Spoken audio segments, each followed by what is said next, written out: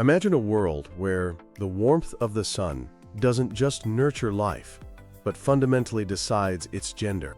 A world where a few degrees difference in the temperature of a nest can determine whether an entire generation is born male or female. This isn't science fiction.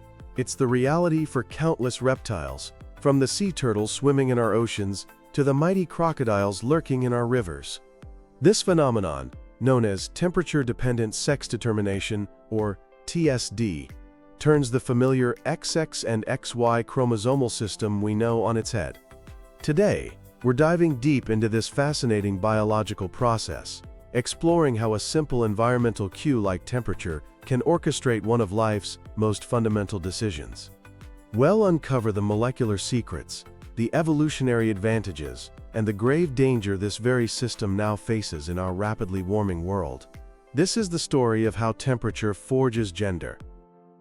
For a long time, biology textbooks told a simple story. Sex is decided by chromosomes at the moment of fertilization. It was a neat, tidy rule, but nature, as it so often does, had a surprise in store. The first hint that this wasn't the whole story came in the 1960s from a French scientist named Madeleine Charnier. While studying the African rainbow agama lizard, she noticed something peculiar.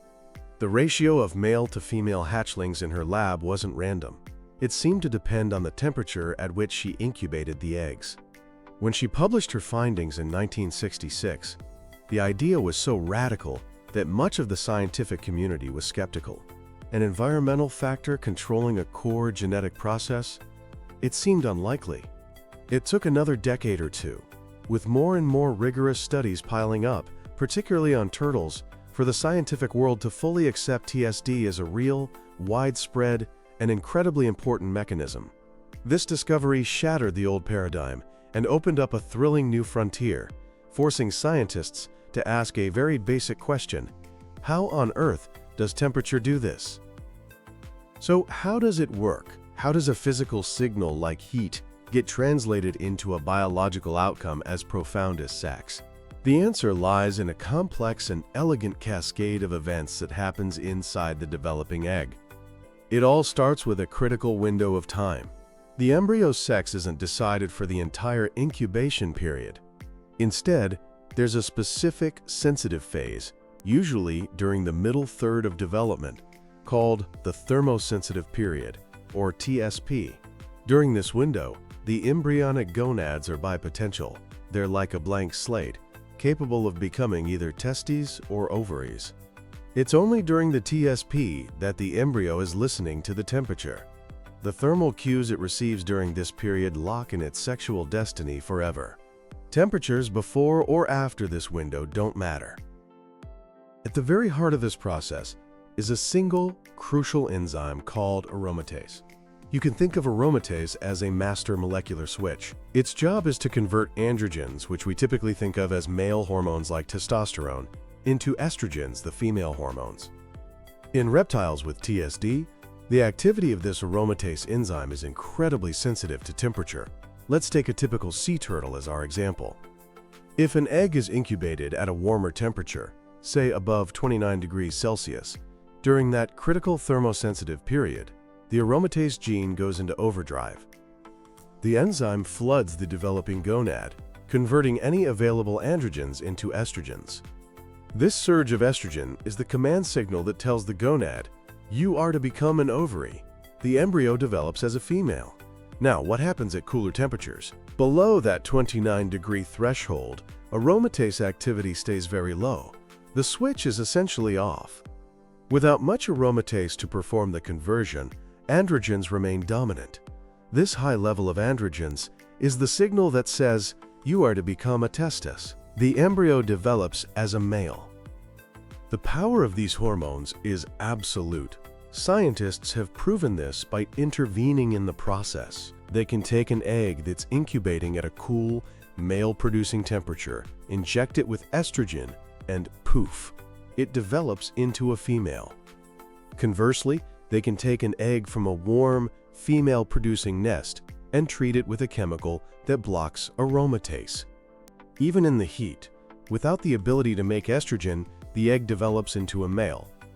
This is compelling proof that the aromatase-driven conversion of hormones is the central mechanism of TSD. But what controls the aromatase switch itself? This brings us to the level of genes, the underlying genetic symphony that directs this entire orchestra. Scientists are still searching for the single master thermosensor gene, but they've identified several key players in the network. Many of these are the same genes involved in sex determination in mammals, including us, but in reptiles, they're controlled by temperature instead of an SRY gene on a Y chromosome. Two of the most important are DMRT1 and SOX9. Think of DMRT1 as the master regulator for becoming male.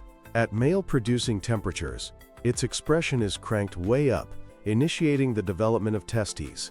SOX9 works alongside it. On the other side, you have a gene called FOXL2, which is a key regulator for ovarian development. At female-producing temperatures, its expression is high, and it appears to actively suppress the male pathway. More recently, researchers have even found a potential early responder gene in snapping turtles called CIRBP, which stands for cold-inducible RNA binding protein.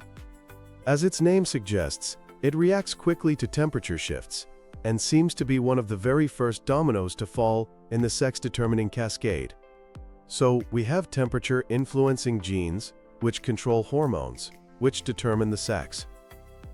But there's still a missing piece. How does a physical force like heat literally flip a genetic switch? The answer appears to be epigenetics. Epigenetics refers to modifications that happen on our DNA without changing the genetic code itself. Think of your DNA as a vast library of cookbooks. The recipes, the genes, are fixed.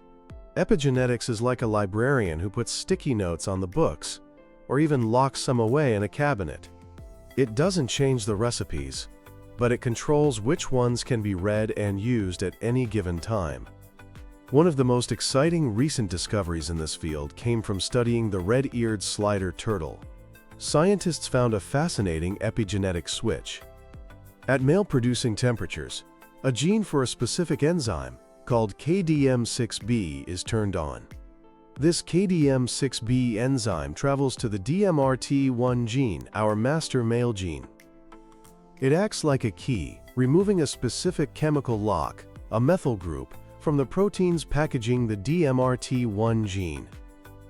This unlocking makes the DMRT1 gene accessible, allowing it to be read and activated, which starts the process of testis formation.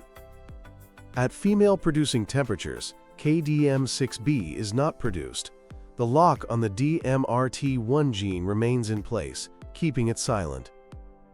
The female pathway, guided by genes like FOXL2, takes over, and the gonad becomes an ovary. This provides a direct, beautiful molecular link from an external temperature cue to the activation of a specific sex-determining gene. It's a stunning example of how the environment can talk to our genes. Now, not all TSD reptiles follow the same temperature rules. There isn't just one formula. Biologists have identified three main patterns. The most common is pattern IA, which you could call the hotter for daughters model. In this pattern, low incubation temperatures produce males, and high temperatures produce females. This is the case for most species of turtles. For many sea turtles, the pivotal temperature, that's the temperature that produces a perfect 50-50 sex ratio, hovers right around 29 degrees Celsius, or 84 degrees Fahrenheit. Just a degree or two cooler, and you get mostly males. A degree or two warmer, and you get mostly females. Then there's pattern IB, which is the exact opposite, cooler for daughters. Here, low temperatures produce females, and high temperatures produce males. This pattern is much rarer, but it's found in some lizards and, most famously, in the tuatara of New Zealand, a unique reptile that's the last survivor of an ancient lineage. For the tuatara, the pivotal temperature is around 21 to 22 degrees Celsius, with warmer nests producing the males. The third and perhaps most complex pattern is pattern 2, which we can call the Goldilocks for suns model. Here, you get females at both the low and high temperature extremes, while males are produced only at intermediate temperatures. This is the pattern found in all crocodilians, as well as some turtles and lizards. In the American alligator, for example, temperatures below about 31 degrees Celsius produce females. Temperatures around a warm 33 degrees Celsius produce nearly 100% males. And if it gets even hotter than that, the sex ratio can start to shift back towards females. This diversity of patterns raises a huge evolutionary question. Why? Why would any animal leave such a critical decision as the sex of its offspring to the whims of the weather? Leading explanation is the Charnov bull model. It proposes that TSD is evolutionarily advantageous if the incubation temperature affects the future reproductive success, the fitness of males and females differently. In simple terms, if a certain temperature produces bigger, stronger, more successful males, while a different temperature produces bigger, more fertile, more successful females, then natural selection would favor a system that matches the sex to the optimal incubation condition. A landmark study on the Jackie dragon, a lizard with pattern 2 TSD, provided strong support for this. It found that males incubated at the intermediate, male-producing temperatures really did have higher reproductive success as adults. And females produced at their naturally low and high temperatures were more successful than females experimentally produced at the wrong male temperature. TSD isn't random. It's a sophisticated strategy for producing the fittest possible sons and daughters. For a long time, scientists drew a hard line between genetic sex determination, or GSD, and temperature-dependent sex determination, TSD. You were either one or the other. But again, nature is messier and more interesting than that. The Australian central bearded dragon is a perfect example. These lizards have a GSD system, with ZZ chromosomes for males and ZW for females. But here's the twist. If you incubate their eggs at high temperatures, above 32 degrees Celsius, something amazing happens. Genetically male, ZZ individuals will override their own chromosomes and develop into perfectly functional females. These sex-reversed females can even reproduce. This shows that even when sex chromosomes are present, temperature can still have the final say. It suggests that GSD and TSD aren't two separate options, but two ends of a spectrum. This incredible flexibility provides a potential pathway for how species could have evolved from one system to the other over millions of years. And this brings us to the critical issue of our time. This finely tuned adaptive mechanism that has served these reptiles so well for eons has now become their greatest vulnerability. In a world of rapid, human-induced climate change, TSD is a liability. The most direct impact is on sex ratios. For species with pattern IA, like sea turtles, rising global temperatures mean warmer sand on nesting beaches. The result is a catastrophic overproduction of females. On some nesting beaches in Florida and Australia, scientists are finding that over 90%, and in some cases, effectively 100% of hatchlings are female. You can see the problem. A generation of daughters with no males to mate with could lead to a sharp decline in fertilization rates and, eventually, the collapse of entire populations. For species with the opposite pattern, the threat is just as dire. For the tuatara, which produces males at warmer temperatures, climate models predict that by the mid-2080s, rising temperatures could mean that all hatchling tuatara are male. This would mean functional extinction. The species would simply be unable to reproduce. And beyond skewed sex ratios, extreme heat can also be lethal, cooking the eggs in the nest and drastically reducing the number of hatchlings that survive at all. This sensitive system, once an advantage, is now pushing many species towards a demographic cliff. Faced with this crisis, conservationists are scrambling for solutions. They're experimenting with interventions like shading nests with palm leaves or cloth to cool them down, or even watering the sand around a clutch. In some cases, they relocate entire nests to cooler parts of a beach or to protected hatcheries, where temperatures can be precisely controlled to ensure a balanced output of males and females. These are vital, hands-on efforts, but they are often labor-intensive and difficult to scale up to protect entire species. The story of temperature-dependent sex determination is a profound tale of adaptation and vulnerability. It's a journey into the heart of an egg, revealing an intricate dance of genes, hormones, and the environment. It showcases the remarkable, flexible strategies that life has evolved to thrive on a dynamic planet. But it also serves as a stark and urgent warning.